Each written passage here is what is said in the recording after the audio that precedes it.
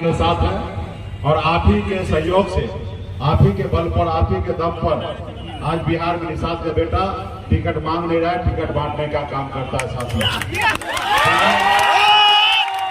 ये विशेष आप लोगों का भरपूर सहयोग है और आपको विशेष क्या बताएं, लेकिन जो भी आए जो पूरे बिहार को, पूरे देश को जो हम बता रहे हैं वो मैं आपके पास भी रखना चाहूंगा कि इस आजाद भारत में, इस भारत में, आजाद भारत में अगर सर उठा के जीना है, मान सम्मान अधिकार के साथ जीना है, बेहतर जिंदगी जीना है, जैसे दूसरे लोग अमीर लोग जिंदगी जीते हैं, ऐसी अगर जिंदगी चाहिए तो दो काम करना है। एक रोटी कम खाना है, लेकिन अपने बच्चे को पढ़ा लिखा के काबिल बनाना है।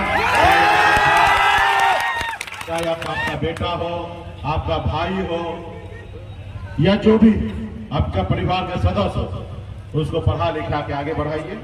और दूसरा, अपने अधिकार के लिए संघर्ष कीजिए। जैसे पहले अभी आपने संघर्ष किया है, उसी तरीके से संघर्ष निरंतर करना पड़ेगा। और जब संघर्ष करेंगे तो आपको सफलता की ओर बढ़ेगा साथियों। आज मुझे देखिए, मैं भी गरीब घर में ही जन्म लिया, संघर्ष किया, पिताजी मछली मारते थे, दादाजी मछली मारते थे, यही परिवार में मेरा जन्म हुआ। लेकिन मैंने संघर्ष को बदला, हमने अपना दुनिया को बनाया, अपने नसीब को बदला। मुंबई जैसे शहर में 900 रुपया महीने की नौकरी करता था, 30 रुपया रोज की मजदूरी करता था, लेकिन संघर्ष को बदला। मुंबई जैसे शहर में कामयाबी को झंडा मैंने गाड़ा। उसके बाद बिहार में आया। आज आप लोगों के सहयोग से, आप लोगों के साथ कंधे से कंधे मिलाकर, आप लोगों ने हमें अपना भाई, अपना बेटा, अपना नेता माना। आज बिहार में आज निषाद समाज के लोग जानने पहचानने लगा है। इससे पहले लोग जानते नहीं थे, पहचानते नहीं थे कि निषाद समाज भी एक संख्या है, लेकिन आज बिहार से नहीं, दिल्ली तक लोग जानने पहचानने लगा। ये हम सबका एकता के कारण है साथियों। अभी सिर्फ 35 दिन ही हुआ है और 35 दिन में दिल्ली ऐसे ऐसे हिलने लगा है। उनका दिमाग काम नहीं कर रहा है दिल्ली वाले लोगों को। देश के नेता जो लोग कल हम लोगों को गुलाम बना के रखा था, आज उनका दिमाग काम नहीं कर रहा है। वो सोचने पे मजबूर हो कि मुकेश सहनी को कैसे डील किया जा सकता है, मुकेश सहनी से कैसे लड़ा जा सकता है। तो मैंने कहा भाई, हमसे डील करने की भी आवश्यकता नहीं है, लड़ने की आवश्यकता नहीं है। हम तुमसे दोस्ती करने के लिए तैयार है। सिर्फ एक ही शर्त मान लो कि अगर बंगाल में निषाद का आरक्षण है, दिल्ली में आरक्षण है, तो बिहार में भी लागू कर दो। निषाद का आरक्षण लागू कर दो और तुम जो बोलोगे हम मानने के लिए तैयार है। और नहीं आरक्षण लागू करोगे तो भैया हम तो सर पे कफन बांध के निकल गए हैं। हम लड़ाई लड़ने के लिए और आपसे लड़ेंगे और जीतेंगे भी, और आपके घमंड को भी आने वाले समय में हम तोड़ेंगे। दशरथ मांझी ने कहा था, जैसे दशरथ मांझी ने कहा था, जब तक तोड़ेंगे नहीं तब तक तोड़ेंगे नहीं। इसी तरीके से हम लोग भी जब तक आरक्षण ले नहीं रहेंगे तब तक चैन से बैठने वाले साथियों नहीं है, तब तक छोड़ने वाले नहीं है दिल्ली वाली सरकार को।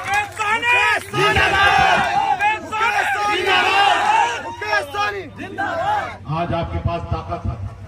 पहले आजादी से पहले देश में जो राजा हुआ करता था, उसके घर में रानी के कोख से जो बच्चा जन्म लेता था वो राजा बनता था। लेकिन बाबा साहब भीमराव अम्बेडकर ने हमें जो संविधान बना के दिया, एक लोकतंत्र बना के दिया, उसने बता दिया कि राजा के घर में बच्चा जन्म लेने से जरूरी नहीं है कि राजा बनेगा, वोट के दम पे राजा बनेगा।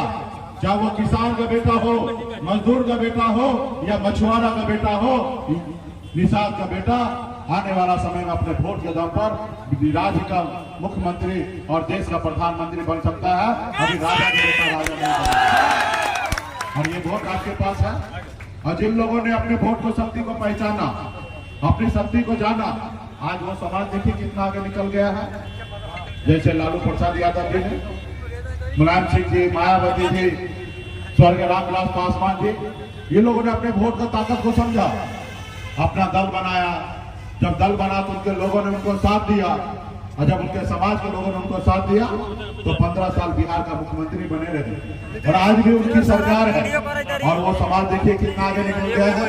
आज वो समाज को कोई परेशान नहीं कर सकता है आज, लेकिन आपको परेशान कर रहा है। आज उतना ही वोट आपके पास भी है जैसे हनुमान जी के पास शक्ति था कि 7 समुद्र पार करके रावण को लंका जला सकता था, आज वैसे ही पावर शक्ति आपके पास है, लेकिन आपका एहसास नहीं है। आज जिस रोज निषाद का बेटा को एहसास होगा, उस रोज पटना क्या हम दिल्ली को फतेह कर सकते साथियों, दिल्ली को फतेह कर सकते। जब यह रावण, जब हनुमान जी को याद दिलाया गया कि हे प्रभु आपके पास अपरंपार शक्ति है, आप 7 समुद्र पार कर सकते हैं, तो हनुमान जी ने 7 समुद्र पार करके रावण को लंका को जलाने का काम किया। जब हमने बॉम्बे से बिहार आया, अपने हक अधिकार के लिए लड़ाई लड़ रहे थे, मैंने आपको याद दिलाया कि बिहार में आप जरूरी नहीं है कि टिकट मांगने वाला रहिएगा, आने वाला समय में टिकट बांटने वाला बेटा बनिएगा। और आप लोगों ने हमारे साथ कंधे से कंधे मिलाया और फिर 2020 में हमने जो कहा वो कर दिखाया। निषाद का बेटा टिकट मांगा नहीं, टिकट बांटने का काम किया। साथियों, ये शक्ति, ये ताकत आपके पास है। इसलिए साथियों, ये दल बन चुका है और दल बन चुका है, दल के साथ रहिएगा तो आपको बल मिलेगा, और जब बल मिलेगा तो आपका समस्या का हल होगा। साथियों, आज हमें लड़ाई लड़ना है अपने आने वाले पीढ़ी के लिए, आज अपने बच्चे के लिए लड़ाई।